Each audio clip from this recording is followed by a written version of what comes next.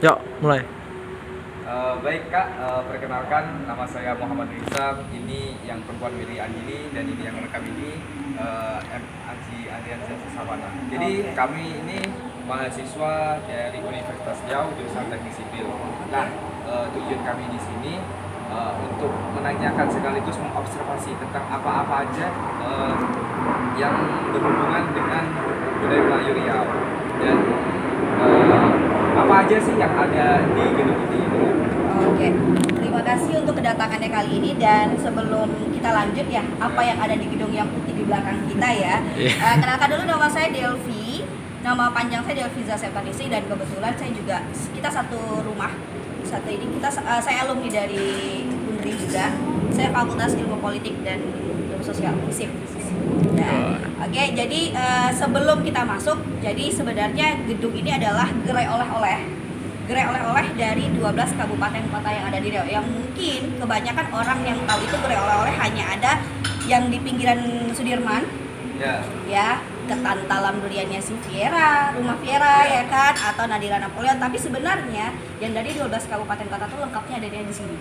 Jadi ini versi lengkap dari kalau situ masih banyak, itu lengkap kalau bagi kata orang ya, bagi kata, tapi yang benar-benar khas dari Riau itu ada di sini.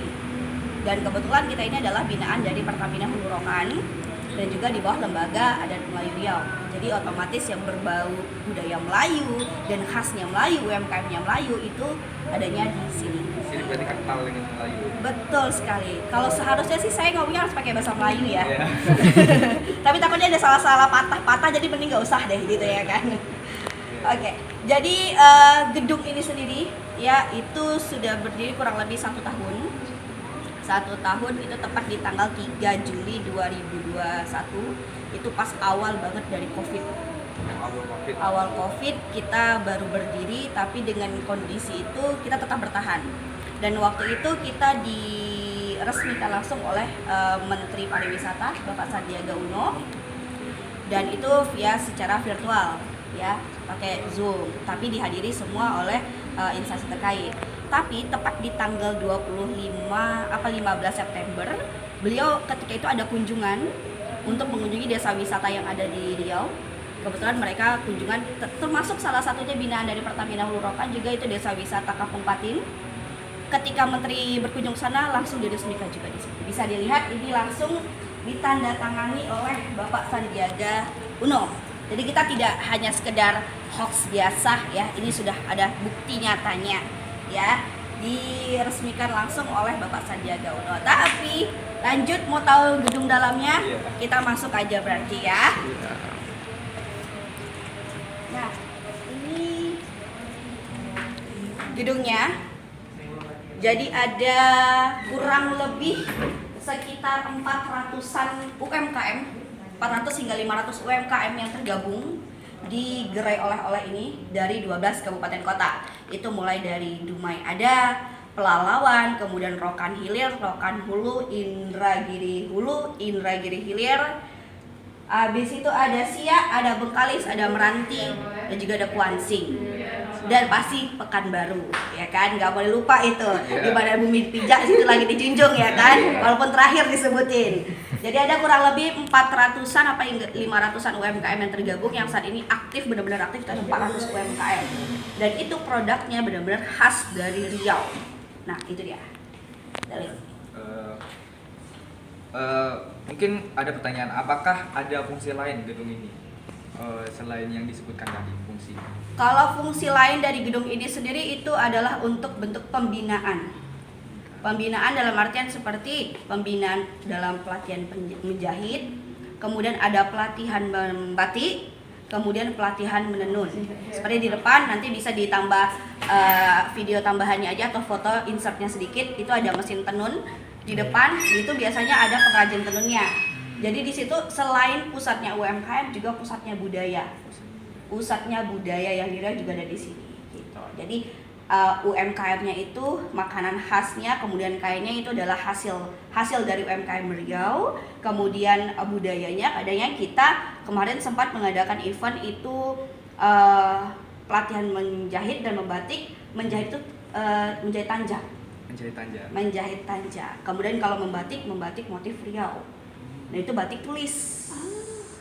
Nah kalau biasanya kan banyak kan ini kalau di Riau ini masih bisa dikategorikan batik itu masih sedikit di beberapa daerah yang ada. Yang itu batik hanya ada di Riau ini, baru ada Siak, kemudian di Kampar, Pekanbaru, kemudian di Siak itu berarti ada Dayun, kemudian Bengkalis juga ada, tapi mereka belum temukan keunikan khusus dari daerahnya, ciri khasnya. Kemudian ada Inhil atau Kebilahan, mereka sudah punya ciri khas sendiri untuk batiknya sendiri. Itu batik motif kelapa.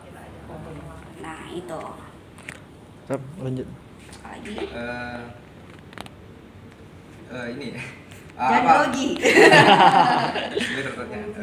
Apa ada kegiatan rutin setiap bulan yang biasa dilakukan? Kalau kegiatan rutin itu ada, selalu ada kegiatan rutin. Biasanya setiap hari Rabu dan Kamis itu rata-rata ibu-ibu di sini akan menjahit tanja ataupun pouch dari kain tenun. Tapi kebetulan hari ini yang adanya cuma satu, ibunya lagi pada sakit, maklum pancaroba ya kan. Jadi hari ini tidak ada, tapi biasanya mesin tenun selalu aktif, ibu-ibu jahit juga ada, kadang ada yang membatik. Tapi saat ini membatik itu kita lebih fokus untuk melakukan pembinaan di sekolah luar biasa atau SLBN Negeri Pekanbaru. Jadi adik-adik yang tunarungu mereka sudah bisa menghasilkan luar biasa kain batik. Contohnya nih, kain batik hasil dari adik-adik SLBN Negeri Pekanbaru. Rapi, itu batik tulis. Terlihat seperti profesional ya? Terlihatnya seperti itu, padahal sebenarnya mereka sudah dalam artian belum terlalu profesional, tapi karena mereka itu fokus, jadi kerjaan mereka jauh lebih rapi. Kalau kita misalnya lagi membatik, ada panggilan, ada ngobrol, pasti kita udah nggak fokus kan, makanya hasil mereka jadi serapi itu. Gitu. Kalau untuk perawatan dari produksi itu gimana? Kalau perawatan, yang biasa setiap hari kita otomatis untuk pembersihan. Dari debu itu pasti selalu dilapin. Nah, dari ini insya Allahnya nggak ada yang inilah gitu. Tapi untuk produk lebih lanjutnya, kalau misal kain ketika ini panas nih, itu kain akan kita geser. Karena apa? Lama-kelamaan ketika kain kena panas kan akan memudar. Jadi itu akan kita geser ke tengah. Kalau untuk yang lainnya perawatan lebih lanjutnya nggak terlalu signifikan sih. Cuma untuk tata letaknya aja. Biasanya dalam waktu per 1 bulan atau 2 bulan kita akan melakukan perubahan posisi. Tapi ini berhubung kita baru balik dari bazar, jadi kegiatan rutin lainnya kita akan selalu ngikutin bazar. Dan terakhir itu kita ada acara di IPA Jakarta, dan kemudian produknya kita juga mengisi di acara G20 di Bali. G20 Bali. Dan produk kita terutama madu dan kemudian ada keripik kulit ikan patin itu sudah jadi goodie bag wajib pada acara di G20 di Bali. Itu. Mungkin ada nih teman-teman dari yang menonton ini bertanya, untuk kisaran harganya sendiri untuk barang-barangnya di sini. Mungkin kalau tenunnya atau tanjanya. Kalau untuk kisaran harga itu relatif. Kalau untuk kuliner itu dari rentang 15.000 hingga ada yang mahal sekalian gitu kan, 15 hingga 100-an ribu. Kalau madu otomatis harganya jauh lebih tinggi ya kan. Kalau untuk kain, kalau kain batik cap itu 360-an ribu. Kalau batik tulis dari 447 hingga 750 ribu. Kenapa jauh lebih mahal? Karena dia batik tulis dan tergantung motif. Kalau dia full otomatis jauh lebih mahal karena prosesnya lebih banyak kan. Kemudian ada batik printing. Nah, itu dia salah satunya pembinaan yang udah kita lakukan. Jadi mencoba untuk mencari, karena yang kalau di luaran itu batik itu kan harganya nggak semahal itu. Nah, di Riau kan masih terkenal harganya masih cukup pricey. Untuk 2 meter 25 kain, 2 meter 25, 2 meter setengah kain itu cukup mahal. Jadi kita coba untuk melakukan pembinaan, walaupun kita masih pencetakan di luar, tapi kita mencoba. Ada yang lebih murah itu di kisaran 180 hingga 230 per 2 meternya kain. Itu batik printing. Tapi itu masih belum terlalu, masih kita coba untuk promo lebih lanjut lah gitu. Kalau untuk range harga seperti itu. Tapi kalau untuk kain tenun itu tadi bisa saya jelaskan, kain tenun itu ada 3 kategorinya. Yang pertama kain tenun ATBM, kemudian yang kedua itu kain tenun ATM, Dan yang ketiga itu kain tenun, kalau orang bilang kain tenun meteran pasar. Kain tenun meteran pasar itu bisa ditemukan di pasar dimanapun, di toko-toko kain manapun. Itu banyak yang bilang kalau motifnya hampir sama kayak motif Palembang. Tapi sebenarnya antara Palembang dan kita itu kan masih satu rumpun Melayu. Jadi kurang lebih motif hampir sama. Hampir sama. Kemudian kalau tenun ATBM itu tenun yang langsung dibuat oleh pengrajin yang akan menggunakan alat yang ada di depan itu, ya kan? Nanti bisa diinsert lah ya fotonya. Kemudian alat tenun mesin. Tenun mesin itu seperti tanjak yang dipakai ini. Dan itu proses, kalau kain tenun mesin ini itu perawatannya tidak sesulit kain tenun ATBM. Karena kalau ATBM itu butuh perawatan khusus untuk pembersihannya. Kalau misal dalam bentuk baju dia harus di dry clean, tidak bisa dicuci tangan biasa ataupun masuk mesin cuci. Tapi kalau kain tenun mesin itu bisa masuk mesin cuci, seperti itu.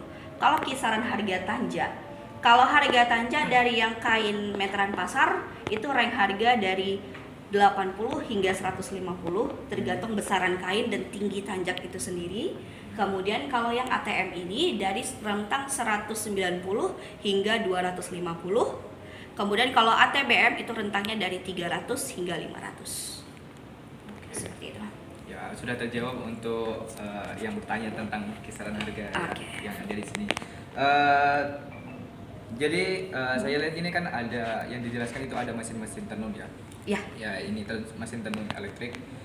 Jadi ini untuk orang yang mau beli, apakah bisa langsung datang ke sini beli barangnya, bawa langsung pulang untuk kain tenun ya, atau dipesan dulu dari jauh-jauh hari?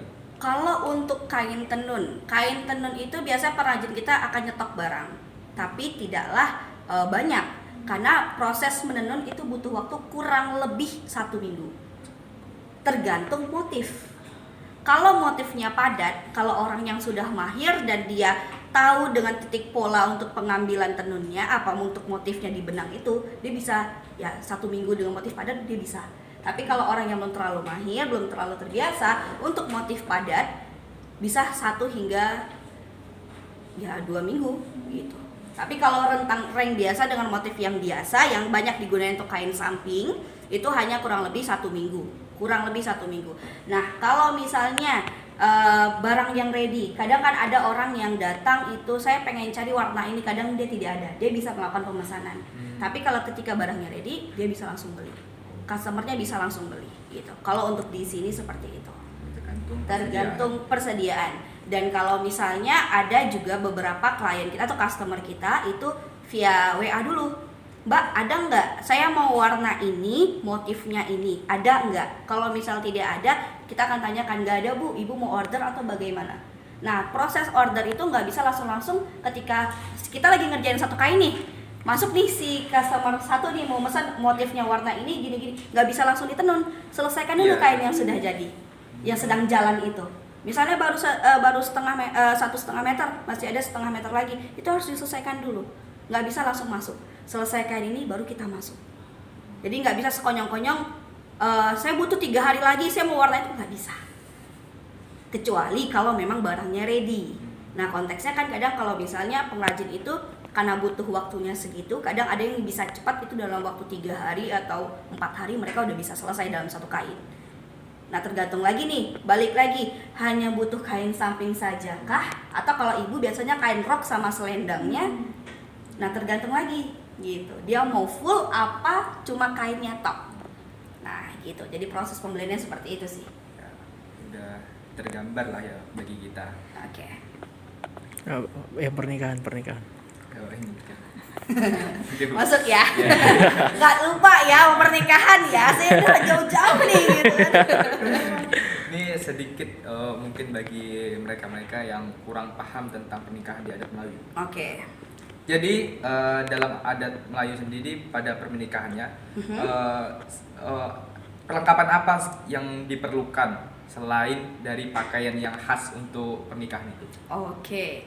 Kalau proses pernikahan Melayu itu sebenarnya rentetannya banyak banget.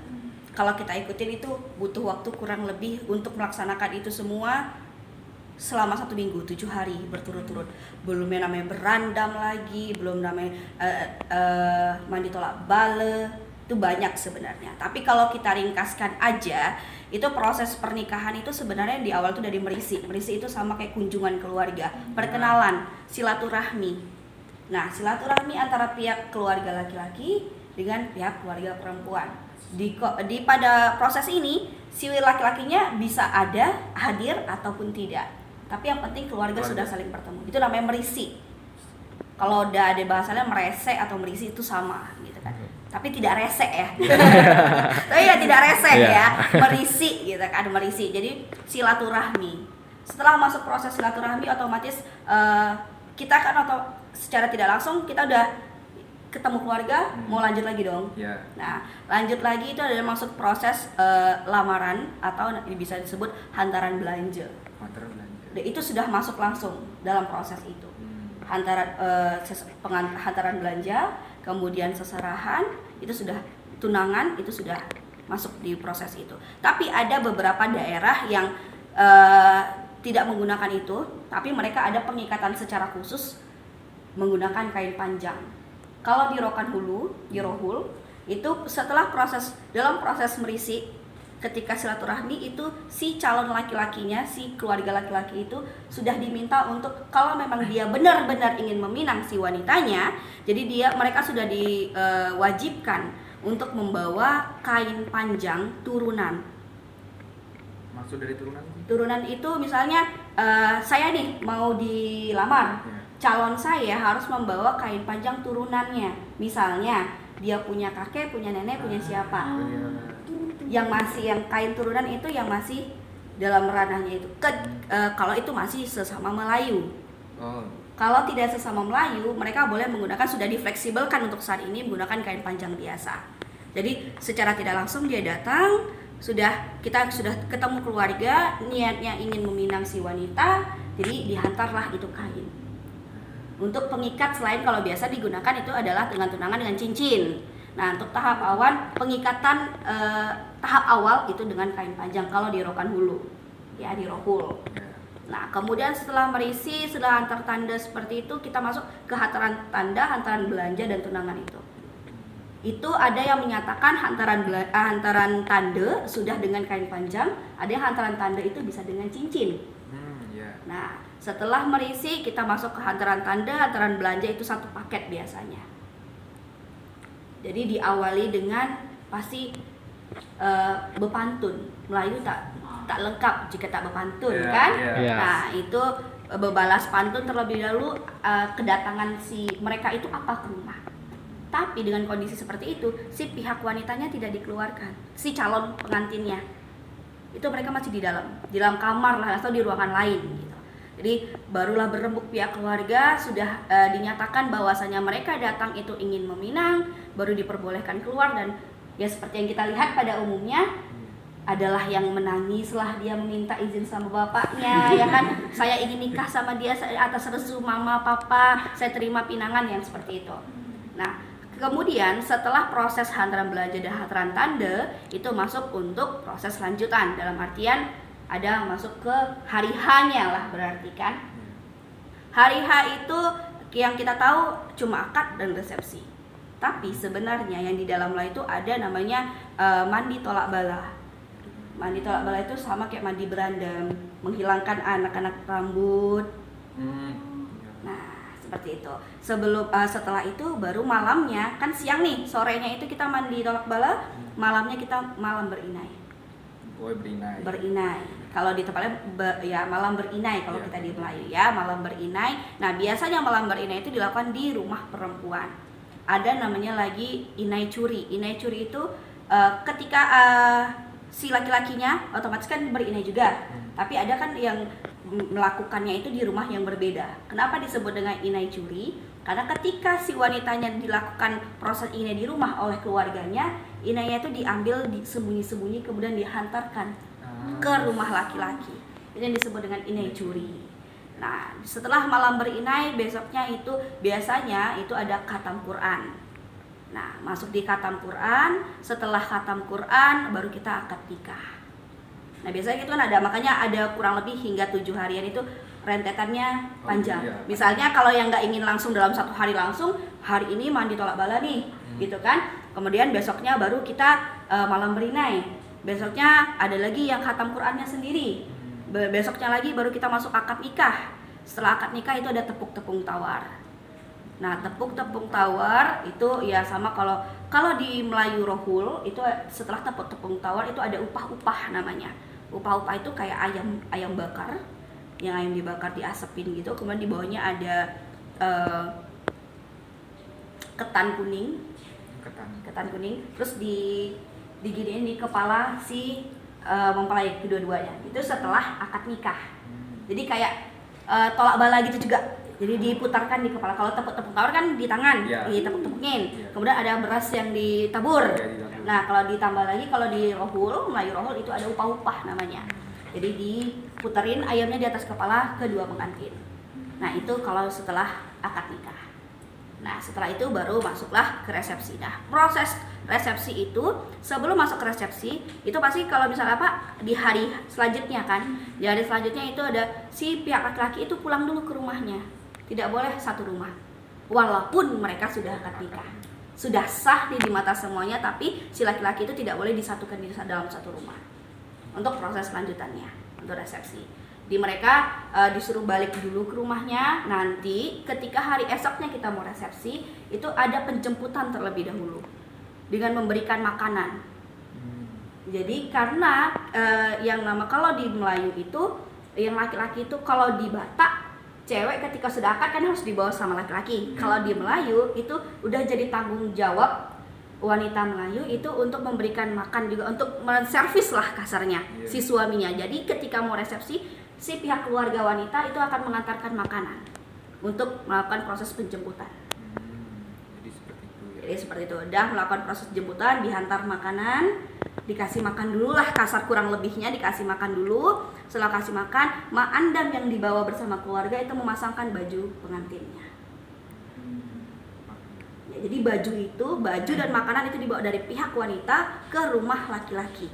Tapi kalau kita ringkesnya saat ini itu kan ya udah sih bajunya udah di rumah laki gitu kan. Kalau sebenarnya baju itu diantar bersamaan dengan makanan dengan pihak keluarga perempuan. Sampai di sana dipasangkan, baru kemudian adalah sedikit dibacakan doanya untuk membuka aura dan sebagainya, baru diarak ke rumah pengantin. Nah, sampai berarak di rumah pengantin kan biasanya saat ini dilakukan itu pengantin perempuan udah nunggu di depan pintu aja kan. Tapi sebenarnya yang Melayu itu perempuan tidak boleh keluar dari singgasananya. Jadi dia duduk aja di pelaminannya. Oh, biar si pengantin betul. Laki-laki ya. Jadi ketemunya itu sudah di depan pelaminan, bersalam baru bersanding. Itu yang sebenarnya. Jadi mereka laki-laki diarak pakai kompang sampai di depan pintu, ada palang pintu, bepantun lah dia lagi. Sebelum bepantun ada silat lagi. Di depan jadi kompang, silat dulu, baru nanti bepantun depan pintu. Palang buka pintu, pantun buka pintu. Di pantun buka pintu itu nanti ada obrolan-obrolan berbalas pantun. Di situ ada lempar-lemparan uang. Kalau nak masuk ke rumah kami apa yang dibawa? Nah, seperti itu. Jadi berbalas pantunnya seperti itu, bisa nanti ada yang ngasih uang receh dalam kantong itu. Ini kami bawa ini dari rumah untuk calon ini kami, seperti pengantin kami, seperti itu. Setelah di palang buka pintu yang pertama, kan pengantin laki-laki udah masuk nih. Di depan lagi dekat pelaminan itu masih ada lagi palang pintu lanjutan. Masih berbalas pantun lagi. Apalah hal nih, kami udah masuk tapi masih kena tutup gitu kan. Nah, boleh masuk tapi apa lagi yang dibawa gitu kan. Barulah dikasih apa lagi, barulah boleh nanti duduk bersanding di pelaminan. Itu baru berjalan resepsi pada umumnya. Seperti itu. Jadi kawan-kawan ya seperti yang sudah dijelaskan tadi, bagaimana sih proses-proses untuk pernikahan adat Melayu. Walaupun yang terjadi di sekitar kita, yang terjadi di daerah kita itu mungkin nggak seperti yang dijelaskan, tapi yang memang harusnya terjadi itu seperti yang dijelaskan tadi. Dan satu hal lagi, ada yang kelupa sama saya. Di setiap proses baik mau hantaran belanja, hantaran tanda ataupun merisik tadi, dan juga di hari H itu wajib ada tepak sirih. Tepak sirih. Karena tepak sirih itu sama kayak penghormatan kita terhadap orang.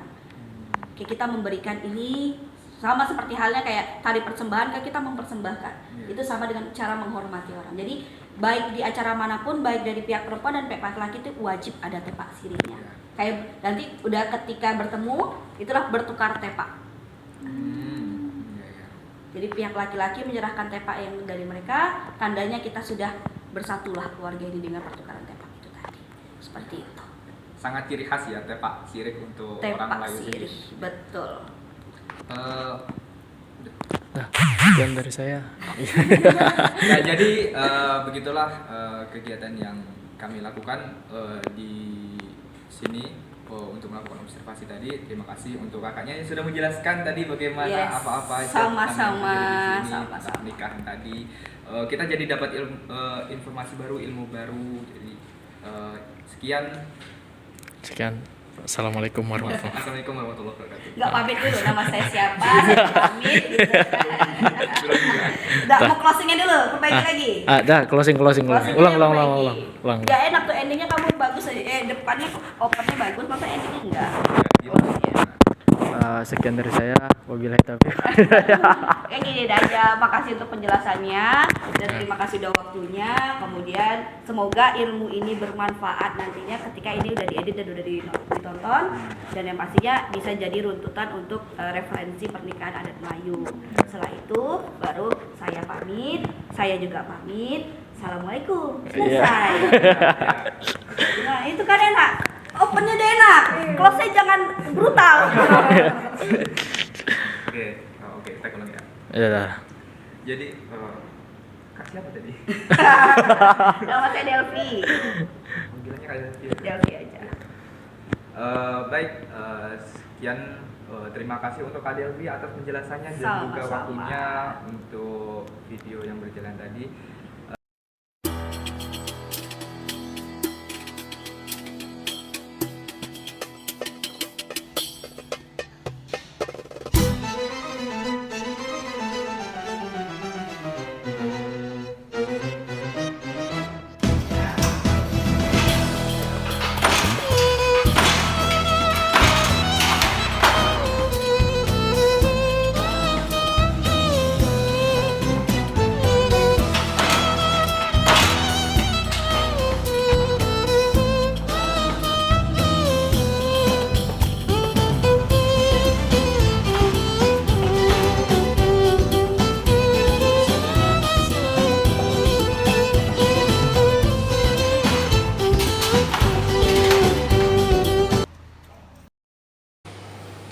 Oke, mulai.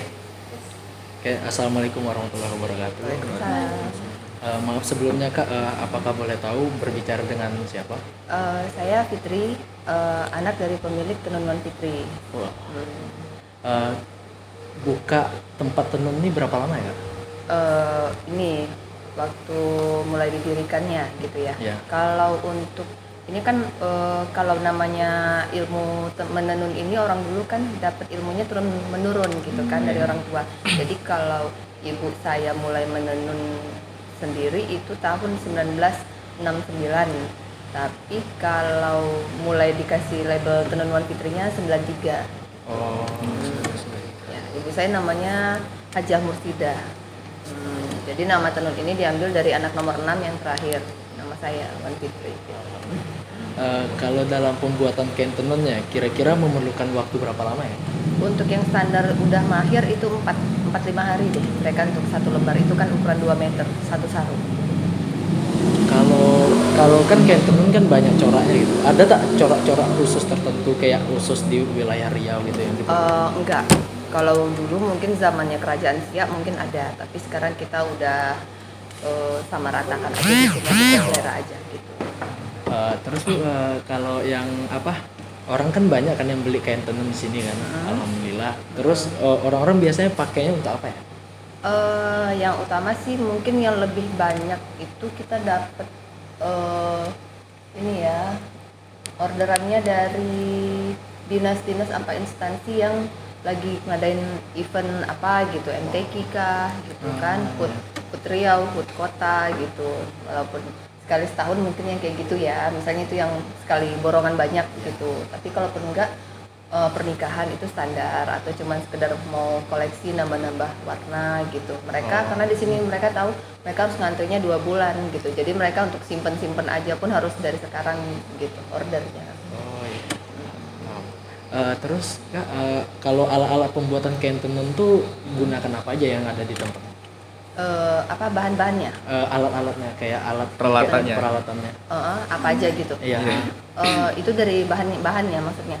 Oh iya. Bahannya dari kayu sih kalau gitu utama. Jadi kita nggak ada membutuhkan listrik, itulah namanya handmade. Mati lampu pun kita tetap bisa kerja dan memang tenaganya emang berharap dari tenaga manusia semuanya gitu untuk menjalankan. Kalau itu bahan dasar dari pembuatan kainnya Bahan dasarnya katun.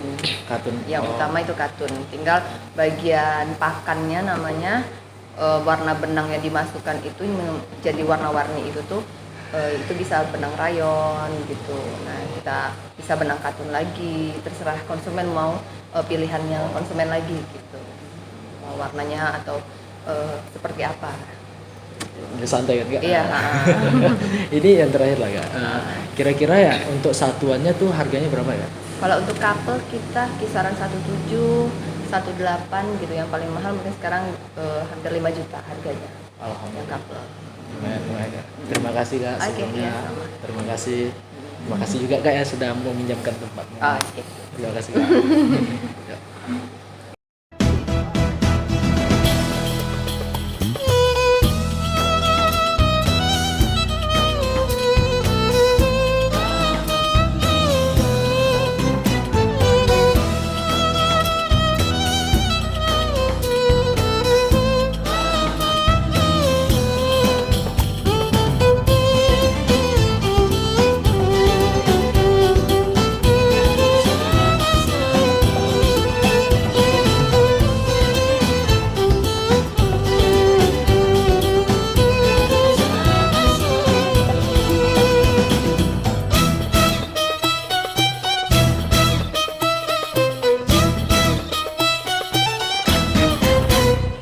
ومن ذكري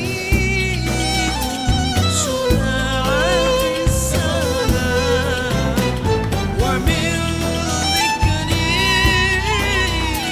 شفاعة السلام على عليكم أيها الإمامون آياك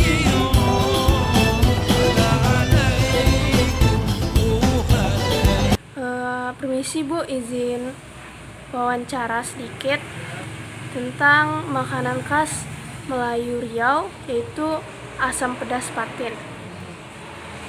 Kalau boleh tahu, sudah berapa lama Ibu buka usaha rumah makan asam pedas patin? Udah setahun. Kira-kira harga per potongnya berapa ya Bu? 9.000. Itu udah pakai nasi atau Melapkan nasi 13. 13.000 ya Bu ya? Kira-kira perbedaan makanan khas asam pedas patin dari Riau dengan asam pedas patin dari daerah lainnya apa ya Bu? Kalau patin khas Riau, kalau ikannya beda, ikannya ikan patin. Kalau daerah lain ikannya ikan padang, ikan sisi, ikan tongkol. Oh, jadi beda ya Bu ya? Ya, Kira-kira di sini masih diminati nggak Bu asam pedas patin ini? masih banyak peminat. Baik Bu, terima kasih telah mengizinkan kita untuk mewawancarai Ibu. Iya, sama-sama. Terima kasih banyak Ibu ya. Ayo.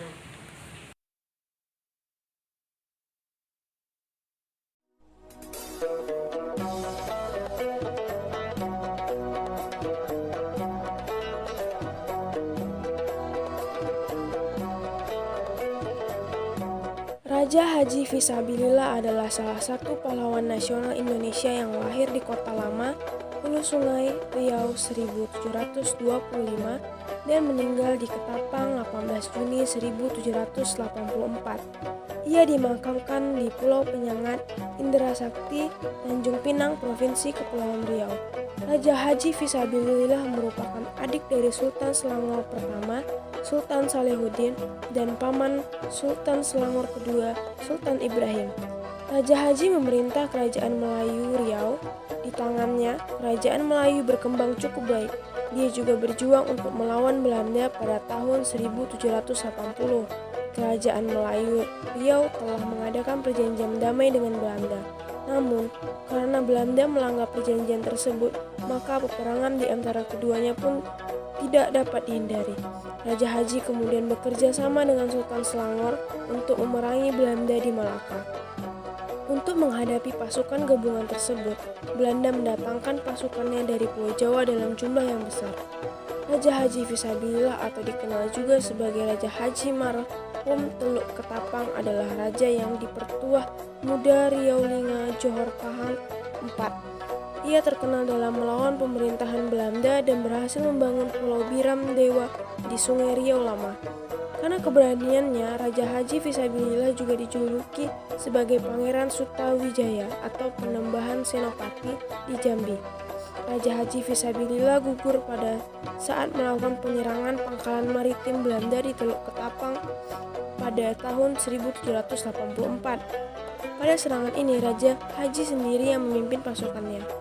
Jenazahnya dipindahkan dari makam di Melaka ke Pulau Penyengat oleh Raja Ja'far atau putra mahkotanya pada saat memerintah sebagai yang dipertuah muda. Atas jasa-jasanya membela Indonesia, Raja Haji diberi gelar sebagai pahlawan nasional pada 11 Agustus 1997 berdasarkan surat keputusan Presiden RI Kepres nomor 72 tahun 1997. Namanya juga diabadikan sebagai nama Bandar Udara di Tanjung Pinang, Bandar Udara di Internasional Raja Haji Fisabilillah. Perbedaan sistem pemerintahan. Selama Raja Haji memangku jabatan yang dipertuah muda Riau, ia telah berhasil membawa kemakmuran bagi negeri Riau dan rakyat secara merata serta mempertahankan marwah dan martabat bangsa yang pantang menyerah kepada pihak penjajah Belanda. Gaya memimpin zaman sekarang sudah tidak menggunakan sistem kerajaan melainkan sistem presidensial yang dikuasai sepenuhnya oleh presiden. Sehingga gaya kepemimpinan yang ada pada masa Raja Fisabilillah telah banyak tidak diterapkan. Pengobatan tradisional.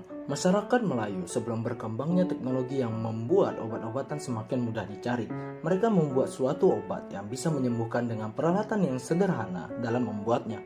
Salah satu pengobatan yang ada pada zaman dulu di masyarakat Melayu yaitu tetomeh. Pengobatan ini masih dilakukan di beberapa daerah di Riau, khususnya berada di Tembilahan, walaupun hanya ada di beberapa orang saja yang masih melakukannya. Sedikit penjelasan. Tetomeh adalah pengobatan tradisional orang Melayu yang diwariskan oleh nenek moyang dan dipercaya bisa menyembuhkan demam panas, keteguran, dan penyakit yang tidak bisa dijelaskan dalam ilmu medis. Menurut kepercayaan penduduk Melayu bahwa tetomeh dapat menyembuhkan sakit yang diakibatkan makhluk halus. Adapun media dalam pengobatannya yaitu menggunakan kunyit yang dioleskan kapur sirih dan kemudian dioleskan ke bagian tubuh. Dalam pengolesan dan pembelahan kunyit selalu disertai dengan bacaan basmalah dan sholawat Nabi. Cara pengobatannya yaitu 1. Kunyit dipotong menjadi 2 bagian menggunakan pisau. 2. Setelah itu kunyit dioleskan kapur sirih. 3. Kemudian diiris-iris menggunakan pisau. 4. Selanjutnya kunyit dilambungkan ke atas. 5. Lalu dipilih salah satu kunyit dari 2 kunyit yang ada. 6. Setelah itu, kunyit dioleskan di bagian tubuh seperti dahi, bahu, sendi-sendi, telapak tangan, dan telapak kaki.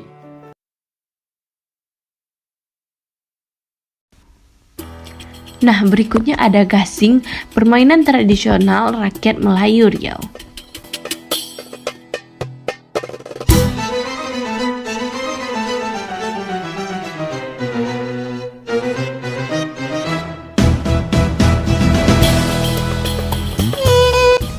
Gasing. Mendengar nama ini tentulah tidak asing bagi kita semua.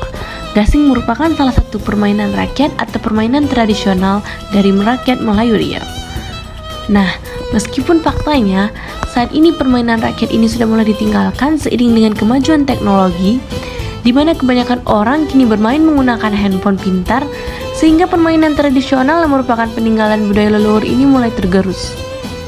Kendati demikian, permainan gasing masih bisa ditemukan di tengah-tengah kehidupan masyarakat Melayu Riau.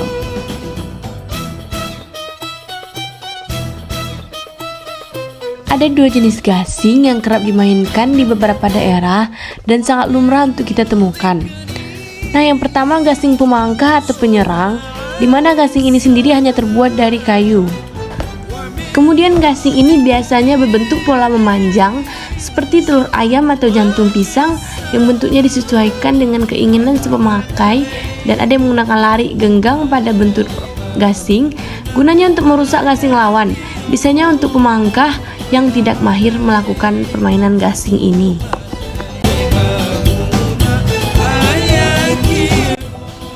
Nah, yang kedua, biasanya gasing yang digunakan itu gasing penahan, juga terbuat dari kayu, hanya saja pada bagian pinggirnya dilapisi besi agar lebih kuat. Keduanya dimainkan dengan menggunakan tali dan dilemparkan ke tanah.